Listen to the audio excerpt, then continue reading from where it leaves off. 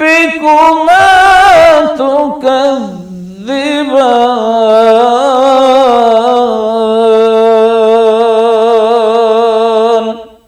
السلام علیکم ورحمۃ اللہ وبرکاتہ. پروگرام فرمان الہی کے ذریعے میں زبیر ہاشمی آپ سبھی ناظرین کا دلی خیر مقدم کرتا ہوں. ناظرین، کل کے ایپیسوڈ میں ہم نے سورۃ الحاقہ کی آیت نمبر 38 سے سورہ ختم تک اور سورۃ المعارج کی مکمل آیتوں کی تلاوت اور اس کا ترجمہ سنا. آج ہم اپنے اس پروگرام میں سورہ نوح کی مکمل آیتوں کی تلاوت اور اس کے ترجمے کو شامل کریں گے. سورہ نوح یہ مکہ مکرمہ میں نازل ہوا. اس میں 2 رکوع 28 آیتیں ہیں. حضرت نوح علیہ السلام یہ اللہ کے برگزیدہ نبی تھے. آپ کی عمر 1000 سال تھی. آپ اپنی عمر میں حضرت نوح علیہ السلام اپنی قوم کو تبلیغ دین کی اشاعت کرتے رہے اور یہ فرماتے رہے کہ دین حق کو قبول کر لو، اسی میں تمہارے لیے بھلائی ہے. اب حضرت نوح علیہ السلام کی قوم میں کے اکثر لوگ آپ کا انکار کرنے لگے اور دین حق سے دور ہوتے گئے، سوائے چند لوگوں کے. جب بھی کوئی نئی نسل پیدا ہوتی تو ان کے بڑے ان سے یہ کہتے کہ ان پر ایمان نہ لانا اور ان کی غلط باتوں میں تم اور ان کے بہکاوے میں نہ آ جانا. اب یہی بتلایا جا رہا ہے کہ حضرت نوح علیہ السلام جب ان کا ظلم و ستم بڑھ گیا، سرکشی بڑھ گئی، تو ان کے خلاف بد دعا کیے تو اللہ سبحانہ و تعالی نے یہ حکم فرمایا کہ ایک کشتی تیار کی جائے. حضرت نوح علیہ السلام اللہ کے حکم کے مطابق ایک کشتی کو تیار کرتے ہیں. اللہ سبحانہ و تعالیٰ یہ ارشاد فرماتا ہے کہ جتنے ایمان والے ہیں ان سب کو اس کشتی میں داخل کر لیا جائے. چنانچہ حکم کے مطابق جتنے اہل ایمان تھے سب کے سب کشتی میں سوار ہو گئے. اس کے بعد اللہ سبحانہ و تعالیٰ نے طوفان کو نازل فرمایا. تو ناظرین، یہ طوفان ایک عذاب کی شکل میں تھا جس کے ذریعے جتنے نافرمان اس وقت دنیا میں موجود تھے تمام کے تمام ہلاک و برباد ہو گئے. حضرت نوح علیہ السلام 1 سال نہیں، 2 سال نہیں، بلکہ 950 سال اپنی قوم کی خدمت کرتے رہے. جیسا کہ اللہ سبحانہ و تعالیٰ نے یہ ارشاد فرمایا ہے کہ فَلَبِثَ فِيهِمْ أَلْفَ سَنَةٍ إِلَّا 50 عَامًا. یعنی حضرت نوح علیہ السلام اس دنیا میں جو زندگی گزارے ہیں 1000 سال، یعنی 950 سال اور 50 سال کے بارے میں بیان کیا گیا ہے. حضرت نوح علیہ السلام کی عمر 1000 سال تھی. 950 سال دین حق کے سلسلے میں جو مشقتیں تکلیفیں آتی رہی اس کو برداشت کرتے رہے، اور 50 سال جو آپ کی عمر کے گزرے ہیں یہ آرام و اطمینان اور راحت کے ساتھ گزرے ہیں. تو ناظرین محترم، حضرت نوح علیہ السلام کے بارے میں اور معلومات حاصل کرنے کے لیے سنتے ہیں سورہ نوح کی ابتدائی آیتوں کی تلاوت اور اس کا ترجمہ. ترجمہ کلام پاک. اعوذ باللہ من الشیطان الرجیم.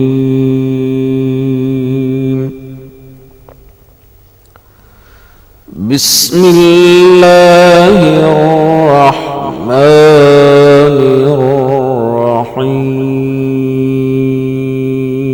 الرحیم.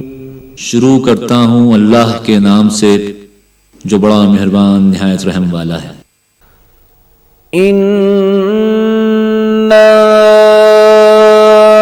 أَرْسَلْنَا نُوحًا إِلَىٰ قَوْمِهِ أَنْ أَنذِرْ قَوْمَكَ مِنْ قَبْلِ أَنْ يَأْتِيَهُمْ عَذَابٌ علیم. ہم نے نوح کو ان کی قوم کی طرف بھیجا کہ پیشتر اس کے کہ ان پر درد دینے والا عذاب واقع ہو اپنی قوم کو ہدایت کر دو. قال یا قوم انی لکم نذیر مبین.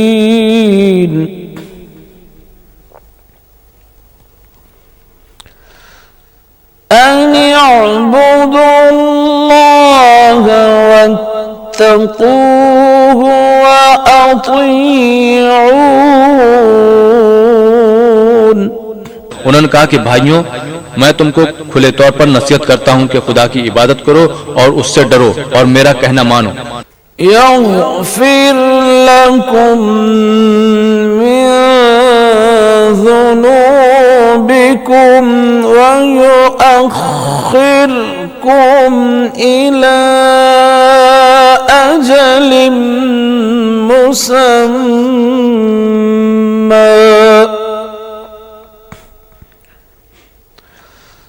إن أجل الله إذا جاء لا يؤخر لو كنتم تعلمون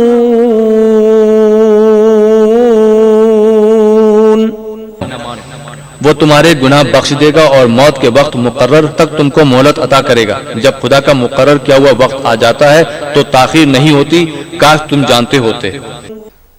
قال رب إني دعوت قومي ليلا ونهارا فلم يزدهم دعائي إلا فرارا जब लोगों ने ना माना तो नूह ने खुदा से अर्ज की कि ऐ परवरदिगार, मैं अपनी कौम को रात दिन बुलाता रहा, लेकिन मेरे बुलाने से वो और ज्यादा गुरेज करते रहे। وإني كلما دعوتهم لتغفر لهم جعلوا أصابعهم في آذانهم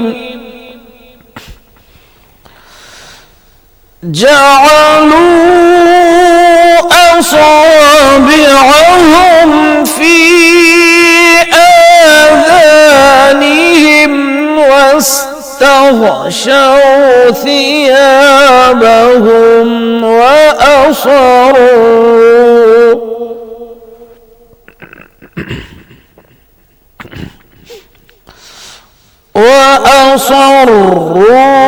واستكبروا استكبارا जब जब मैंने उनको बुलाया कि तौबा करें और उनको माफ फरमाए तो उन्होंने अपने कानों में उंगलियां दे लीं और कपड़े ओढ़ लिए और अड़ गए और अकड़ बैठे। ثم إني دعوتهم جهارا ثم إني أعلنت لهم وأسررت لهم إسرارا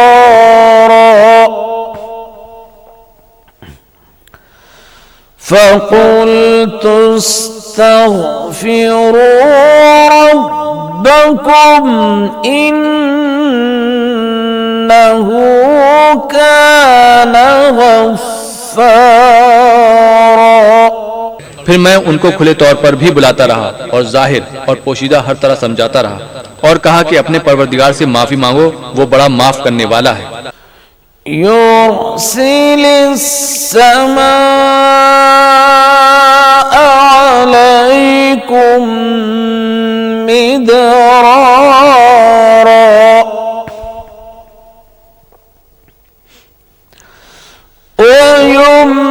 ويمددكم بأموال وبنين ويجعل لكم جنات ويجعل لكم أنهارا वो तुम पर आसमान से मीना बरसाएगा और माल और बेटों से तुम्हारी मदद फरमाएगा और तुम्हें बाग अता करेगा और उनमें तुम्हारे लिए नहरें बहा देगा। नाजरीन, सूरह नूह की तिलावत और तर्जमे का सिलसिला जारी रहेगा। हम आपसे मुलाकात करेंगे एक छोटे से वक्फे के बाद। वक्फे के बाद आप सभी का खैर मकदम है। अजीजानी गिरामी, سورہ نوح کی آیت نمبر 9 میں حضرت نوح علیہ السلام نے اپنی قوم سے یہ ارشاد فرمایا ہے کہ اے قوم تم اللہ سے اپنے لیے مغفرت طلب کیا کرو، کیونکہ اللہ سبحانہ وتعالی بندوں کے گناہوں کی مغفرت فرمانے والا ہے۔ جو کوئی بندہ اپنے رب سے مغفرت یعنی بخشش طلب کرے گا اپنے گناہوں کی تو یقیناً اللہ سبحانہ وتعالی اس کی دعا کو قبول فرمائے گا اور موسلا دھار بارش کو بھی نازل فرمائے گا اور مزید نعمتوں سے سرفراز فرمایا جائے گا۔ اب یہ مغفرت طلب کرنے کا ذکر کیوں کیا گیا؟ اس لیے کیونکہ حضرت نوح علیہ السلام کی قوم نافرمانی کر رہی تھی اور گناہوں پر گناہ کرتے جا رہی تھی، اس لیے حکم دیا گیا کہ وہ اپنے گناہوں پر اللہ سبحانہ وتعالی سے مغفرت طلب کریں۔ اور یہاں پر یہ بھی معلوم ہو رہا ہے کہ جو بندے اللہ سبحانہ وتعالی سے استغفار طلب کرتے ہیں تو اللہ سبحانہ وتعالی ان کو نعمتوں سے سرفراز فرماتا ہے۔ اب جب کبھی بارش نہیں ہوتی ہو تو ہم سب کو چاہیے کہ استسقاء یعنی بارش ہونے کے لیے دعائیں مانگنا چاہیے، جیسا کہ ایک مرتبہ قحط سالی آ چکی تھی، حضرت عمر فاروق رضی اللہ عنہ استسقاء طلب کرنے کے لیے گئے، جب آپ استغفار طلب کیے واپس آ گئے تو موسلا دھار بارش ہوئی ہے۔ تو اب اس آیت پاک سے اور آثار صحابہ سے یہ پتہ چلتا ہے کہ اللہ سبحانہ وتعالی سے جو کوئی بندہ استغفار طلب کرے گا، اپنے گناہوں کی بخشش کروا لے گا تو یقیناً اللہ سبحانہ وتعالی اپنی جانب سے اسے کئی نعمتوں سے سرفراز فرمائے گا۔ تو ناظرین، سورۃ النوح میں اور کیا فرمایا گیا اسے جاننے کے لیے سنتے ہیں تلاوت اور اس کا ترجمہ۔ ما لكم لا ترجون لله وقارا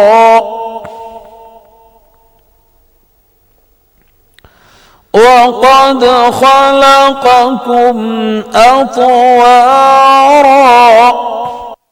ألم تروا كيف خلق الله سبع سماوات طباقا۔ تم کو کیا ہوا کہ تم خدا کی عظمت کا اعتقاد نہیں رکھتے، حالانکہ اس نے تم کو طرح طرح کی حالتوں کا پیدا کیا۔ کیا تم نے نہیں دیکھا کہ خدا نے 7 آسمان کیسے اوپر تلے بنائے ہیں؟ وَجَعَلَ الْقَمَرَ فِيهِنَّ نُورًا وَجَعَلَ الشَّمْسَ سِرَاجًا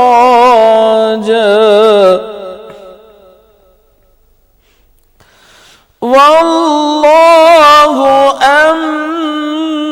أَنبَتَكُم مِّنَ الْأَرْضِ نَبَاتًا ثُمَّ يُعِيدُكُمْ فِيهَا وَيُخْرِجُكُمْ إِخْرَاجًا۔ اور چاند کو ان پر زمین کا نور بنایا ہے اور سورج کو چراغ ٹھہرایا ہے، اور خدا ہی نے تم کو زمین سے پیدا کیا ہے، پھر اسی میں تمہیں لوٹا دے گا اور اسی سے تم کو نکال کھڑا کرے گا۔ وَاللَّهُ جَعَلَ لَكُمُ الْأَرْضَ بِسَاطًا لِتَسْلُكُوا مِنْهَا سُبُلًا فِجَاجًا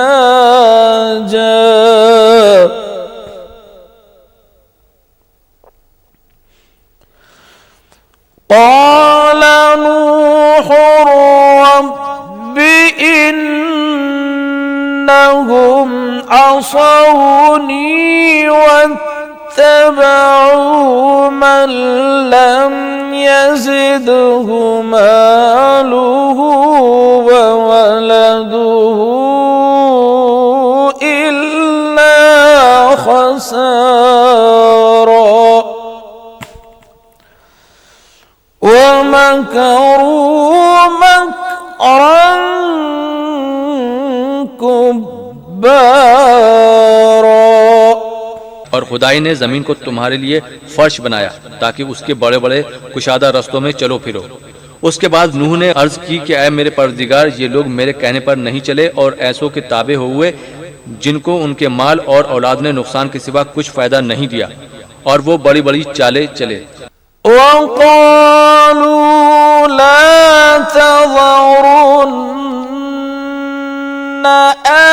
آلهتكم ولا تذرن ودا ولا صواعا ولا يغوث ويعوق ونسرا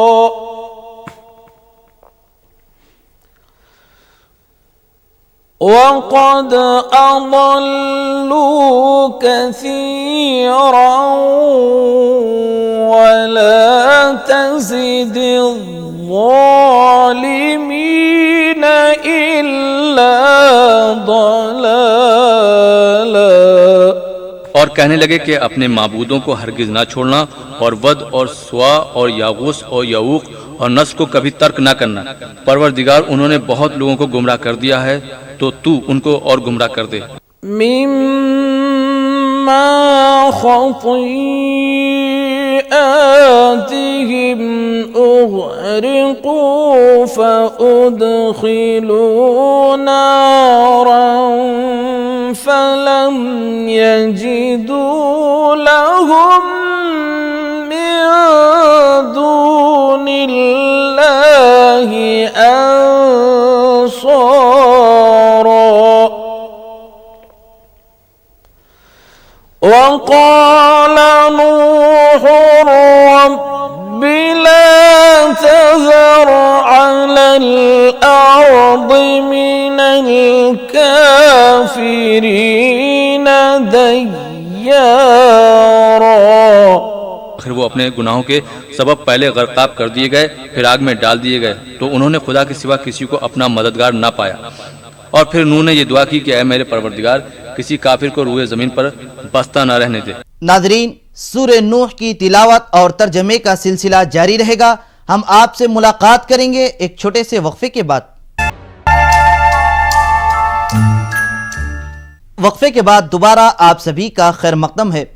عزیزان گرامی، حضرت نوح علیہ السلام کی قوم کی گمراہی، بدکاری اور دین حق قبول نہ کرنے پر اصرار کافی حد تک بڑھ گیا. کئی صدیاں گزر گئیں. حضرت نوح علیہ السلام رب تبارک و تعالیٰ سے یہ دعا کیے کہ اے الہ العالمین، تو اس قوم میں سے کسی کو نہ چھوڑ، کیونکہ یہ قوم تیرے بندوں کو گمراہ کرنے والے ہیں اور اس قوم کے ذریعے اچھے بندے بھی خراب ہو جائیں گے. اور اسی طریقے سے یہ بھی بتلایا گیا کہ اے الہ العالمین، اس قوم میں سے کسی کو اولاد بھی عطا نہ فرما، کیونکہ وہ اولاد بھی نافرمان ناشکرے ہو جائیں گے. آخر میں حضرت نوح علیہ السلام اپنے ماں باپ، اہل و عیال اور تمام مومنین و مومنات کے لیے دعائے خیر کیے ہیں. تو ناظرین، اس دعائے خیر کے جو کلمات سورہ نوح میں بیان کیے گئے ہیں اسے جاننے کے لیے سنتے ہیں آج کی آخری آیتوں کی تلاوت اور اس کا ترجمہ. إنك إن تذرهم يضلوا عبادك ولا يلدوا إلا فاجرا كفارا. رب اغفر لي ولوالدي ولمن دخل بيتي مؤمنا وللمؤمنين والمؤمنات